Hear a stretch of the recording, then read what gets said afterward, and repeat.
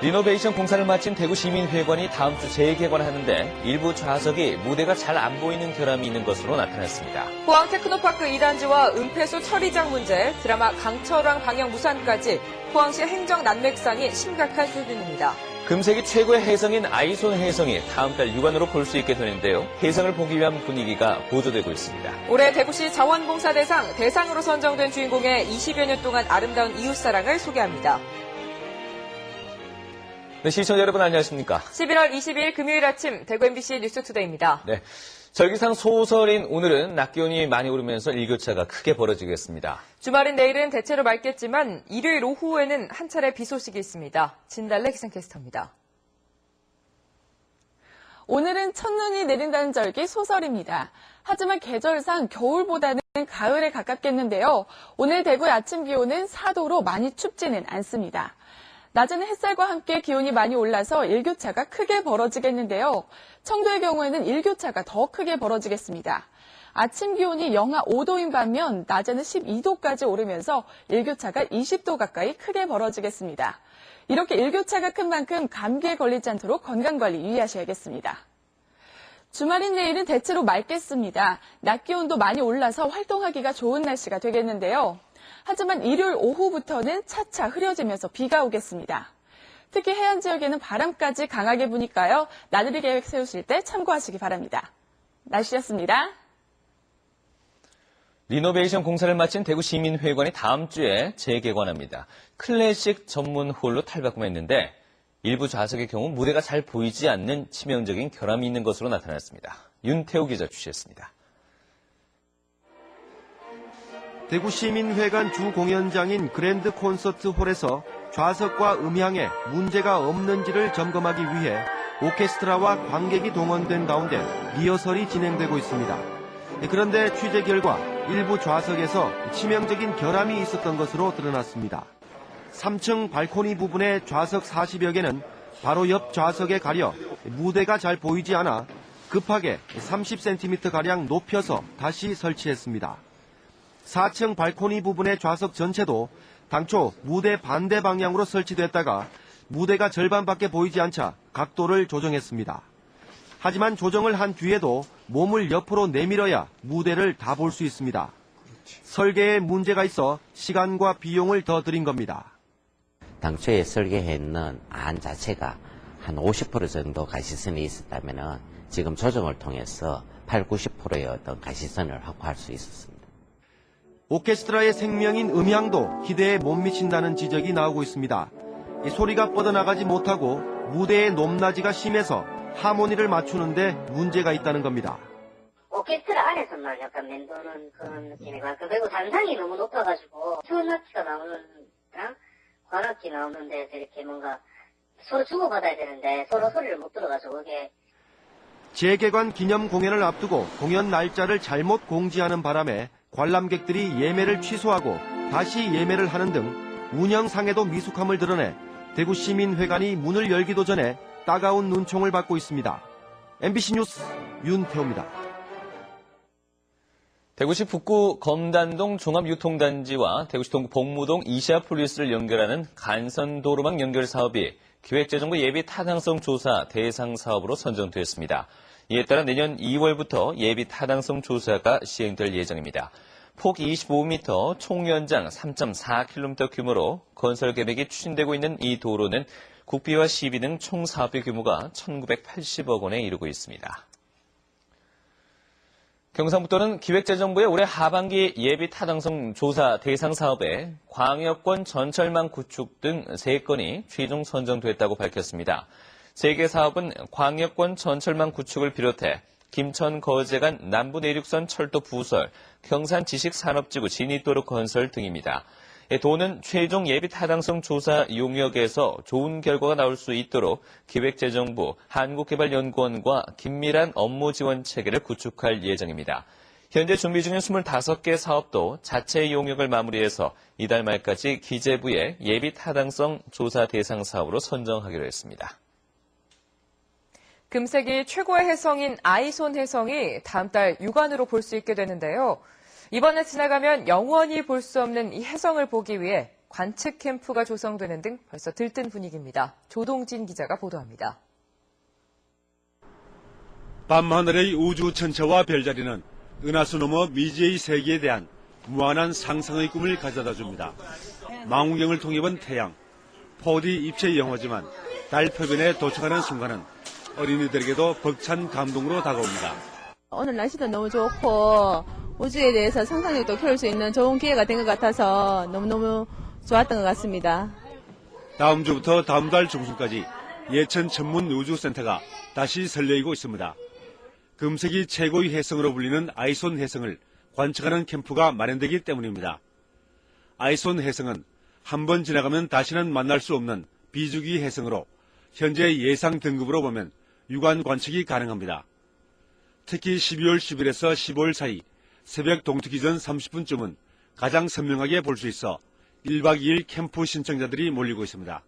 아이손 혜성을 비롯해서 러브조이 혜성과 화성, 목성을 함께 관측할 수 있는 좋은 기회가 될 것 같습니다. 이번 혜성은 지난 1997년의 헤일밥 혜성보다 더 화려한 장관을 연출할 것으로 보여 전문가들조차 흥분하고 있습니다. 아이손 혜성은 지형적 여건상 예천과 대전, 과천, 고흥 지역의 관련 시설에서만 볼 수 있을 것으로 보여 더욱 흥미로운 관측이 될 전망입니다. MBC 뉴스 조동진입니다. 심대평 대통령 소속 지방자치발전위원장이 기초의회를 없애고 기초단체장과 교육감 직선제를 폐지하는 것을 검토 중이라는 최근 지역 일간지의 보도에 대해 대구 참여연대가 반대의 뜻을 나타내며 논평을 냈습니다. 이들은 심의원장이 검토하는 방안은 지방자치를 위협하고 민주주의에 역행하는 것이라며 기초자치단체의 권한과 역할을 높이고 교육감도 현행 직선제로 선출해야 한다고 주장했습니다. 또 지방자치와 교육자치 역할을 활성화시켜야 하는 지방자치발전위원회 위원장이 오히려 지방자치를 죽인다고 비판했습니다. 구미시 도량 휴먼시아 4단지 아파트가 제4회 전국 그린스타트 경연대회에서 환경부 장관상을 받았습니다. 370여 가구의 이 아파트는 매주 수요일 저녁 전세대 소등 행사와 지하주차장 LED 등 교체 등 전기와 수도 절약 활동으로 온실가스 감축에 앞장서 왔습니다. 이 밖에 탄소 포인트제 가입과 상자 텃밭 만들기 등 다양한 녹색 활동을 실천해온 성과를 인정받았습니다.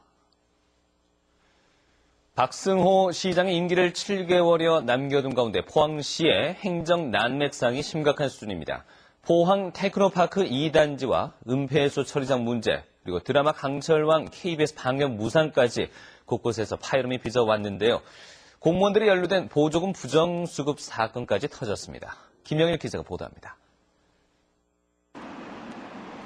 포항시에서 지난 나흘간 터진 보조금 부정수급 사건만도 모두 3건, 수억에서 수천만 원씩 세금이 줄줄 새고 있었고 포항시 공무원 6명이 업무 태만이나 직간접적인 유착 등의 혐의로 경찰에 불구속 입건됐습니다.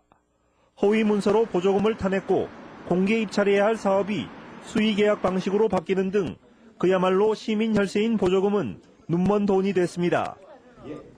이번 3건의 수사를 통해 보조금 집행 과정에 포항시 공무원들의 태만이나 업자와의 유착 등의 정황이 다수 확인돼 공직기강 해이가 심각한 것으로 드러났습니다. 이뿐만이 아닙니다. 지난 1년 동안에만도 포항시의 행정 난맥상은 곳곳에서 불거져 나왔습니다. 80억을 들인 음식물 폐수 처리장 문제는 시의회의 고발로 포항시에 대한 검찰 수사와 함께 감사원의 감사까지 진행되고 있습니다. KBS 방영이 무산된 드라마 강철왕도 사정은 마찬가지입니다. 17억 원의 혈세가 들어간 이 드라마 세트장은 벌써 1년째 무용지물로 방치되고 있습니다. 더구나 여론 수렴이 미흡했던 승마장 사업은 55억 원을 들이고도 주민들의 반대에 부딪혀 결국 백지화됐습니다. 특히 151억 원을 투입했지만 5년째 표류하고 있는 테크노파크 2산업단지는 문제가 더욱 심각합니다.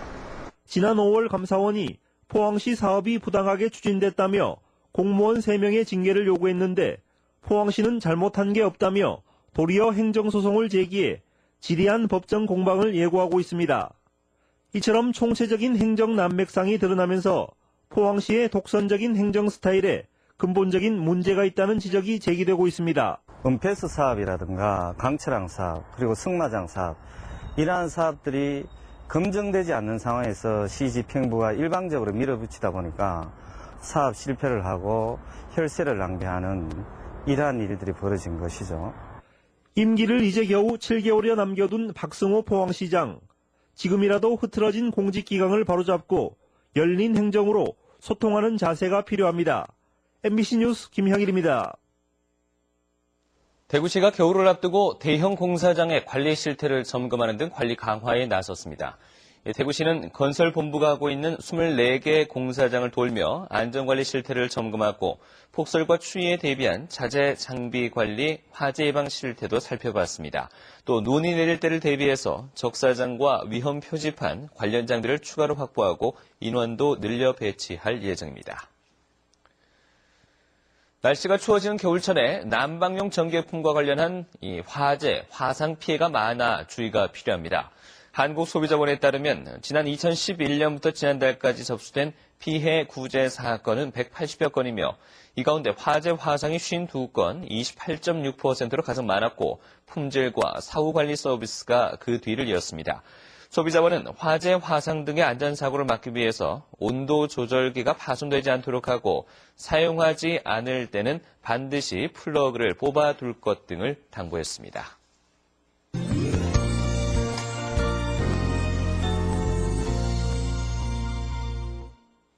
(20년) 동안 명절만 빼고 매일 봉사활동을 해온 60대 여성이 있습니다. 올해 대구시 자원봉사 대상을 받은 주인공인데요. 김은혜 기자가 만나봤습니다. 대구시 지산동의 한 주택, 69살 고순교 씨가 이른 아침부터 음식 준비에 분주합니다. 이내 완성된 알타리무 김치와 어묵볶음, 정성스럽게 준비한 밑반찬을 넉넉하게 반찬통에 담아 어디론가 향합니다. 김치 조금 담았어요. 아침을 잡쌌어요. 그 아침을 잡수고는. 도착한 곳은 86살 김혜식 할아버지의 집. 혼자 사는 김 할아버지에게 도움을 주기 위해 6년째 매주 찾고 있습니다. 많이 기다렸지요. 이렇게 고 씨가 도움을 주고 있는 혼자 사는 노인이나 장애인 결연 가정은 모두 7가구로 사비를 털어 밑반찬이며 물품을 전하고 있습니다. 하지만 그녀가 전하는 더 귀한 것은 따뜻한 정입니다. 우리 아들, 딸보다 더 믿었고 아들, 딸이 이만큼 그래 해주시면 얼마나 좋겠어요. 너무 잘해주세요. 고순교 씨가 자원봉사에 나선 것은 20여 년 전 병원에서 자신의 가족을 간병하던 중 봉사활동에 나선 사람들을 보고 감명을 받은 것이 계기가 됐습니다. 명절을 빼고는 거의 하루도 빠짐없이 봉사활동으로 땀을 흘리고 있습니다. 아래가 있어 보이겠네요. 더 무기력해지는 게 나가면 힘이 더 솟는 것 같아요. 그래 정말로 봉사에는 나의 그것밖에 없지. 내 건강을 위해서 하는 것 같아요. 보다 전문적인 봉사활동을 하기 위해 50대 후반에 새로 공부를 시작해 사회복지사와 요양보호사 자격증을 딴 고 씨는 몸이 허락하는 순간까지 봉사하며 살고 싶다고 말합니다. 70대면 그만해야지 이런 생각도 해봤는데 지금으로 봐서는 또 내가 힘이 잘했는데까지는 좀 해야 되겠다 이 생각도 딱 치운다 소리는 안 해봤어요. 봉사가 일상이 되어버린 고 씨. 70대를 바라보는 나이에도 식을 줄 모르는 고 씨의 봉사에 대한 열정은 우리 사회 어두운 곳을 밝히는 따뜻한 등불입니다. MBC 뉴스 김은혜입니다. 다문화가족 봉사단의 활동을 평가하고 노고를 격려하는 자리가 마련됩니다. 대구시는 내일 오후 대구문화예술회관 비술홀에서 다문화가족 봉사자 대회를 열어 다문화가족 정착에 기여한 유공자를 표창하고 다문화가족 지원사업 보고의 시간도 갖습니다. 7개 다문화가족 지원센터와 예비 사회적 기업 공연단이 함께 마련한 다문화예술제도 열립니다.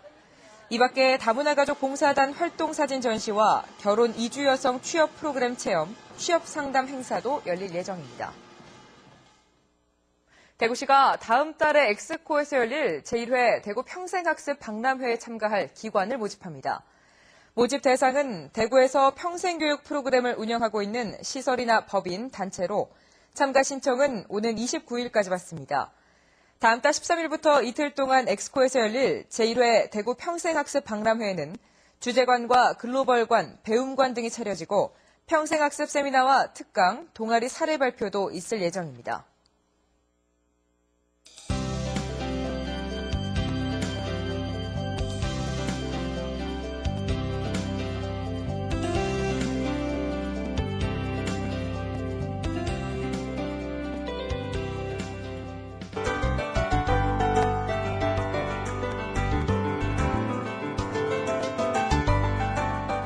오늘은 첫눈이 내린다는 절기 소설입니다.